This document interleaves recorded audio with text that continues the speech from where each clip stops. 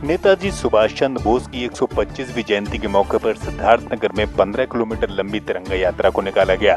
यह आयोजन मोहना चौराहे से शुरू होकर मुख्यालय पर जाकर समाप्त हुआ, जिसमें भारी संख्या में लोगों ने शिरकत की।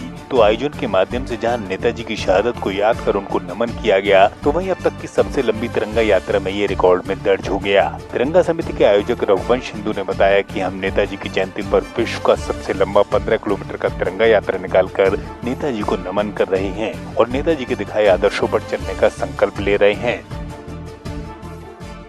ये आज 23 जनवरी के दिन नेताजी सुभाष चंद्र बोस जी के जन्मदिन के अवसर पर दुनिया का सबसे लंबा तिरंगा सिद्धार्थनगर जिले में 15 किलोमीटर वजन 11 कुंटल फैलाकर ये जन्मदिवस मनाने की तैयारियां पूरी आप पीछे देख रहे हैं। सभी छोटे मोटे सभी बड़े जितने भी बच्चे हैं सभी लोग लगे हुए हैं, नगरवासी सभी लोग लगे हुए हैं।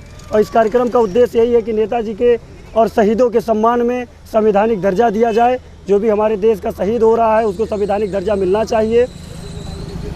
और इस कार्यक्रम का और एक उद्देश्य है कि जितने भी देश के लिए शहीद हो रहे हैं उन सभी को हर जगह प्राथमिकता दिया जाना चाहिए।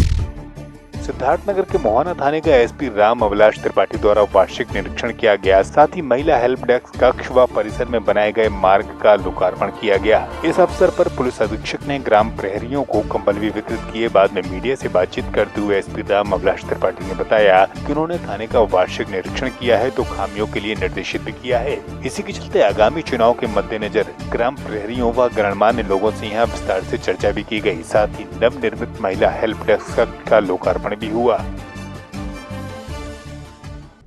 थाना मोहाना में आज वार्षिक निरीक्षण रखा गया था। संबंधित थाने में महिला डेस्क के कक्ष का उद्घाटन हुआ है। ग्राम प्रहरियों से आसन्न पंचायती चुनाव को ध्यान में रखते हुए विस्तार से वार्ता की गई है।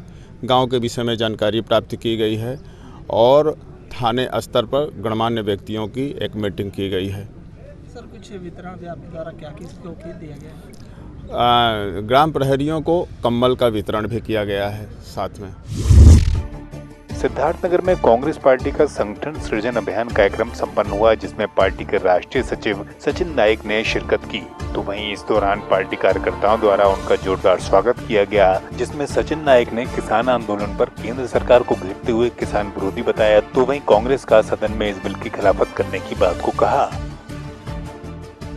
ये वर्तमान की जो केंद्र सरकार है ये मूलतः किसान विरोधी सरकार है और इस सरकार ने बार बार ये सिद्ध किया है कि वो किसानों की विरोध की सरकार है। जब 2014 में ये सरकार सत्ता में आई तो उन्होंने सत्ता में आते ही सबसे पहला काम अगर कोई किया तो वो किसान विरोधी काम किया। उन्होंने जो किसानों के लिए एक लंबे समय से जो प्रलंबित ऐसा कानून था भूमि अधिग्रहण कानून, जिसको बदलने का प्रयास किया और इन्होंने 3 बार विधेयक लाया उस कानून को सुधारने का, पर वो सरकार सफल नहीं हो पाई। भले ही कांग्रेस पार्टी के 42 सांसद उस समय सदन में थे, पर उन्होंने पुरजोर विरोध किया और किसानों के अधिकारों की रक्षा की। घोषणा पत्र में ये कहा था कि हम किसानों को उनकी लागत का दुगना दाम देंगे। स्वामीनाथन कमीशन का जिक्र उन्होंने अपने मैनिफेस्टो में किया था, जिसको ये पिछले इस दूसरी बार की सरकार में भी ये उसको लागू करना नहीं चाहते।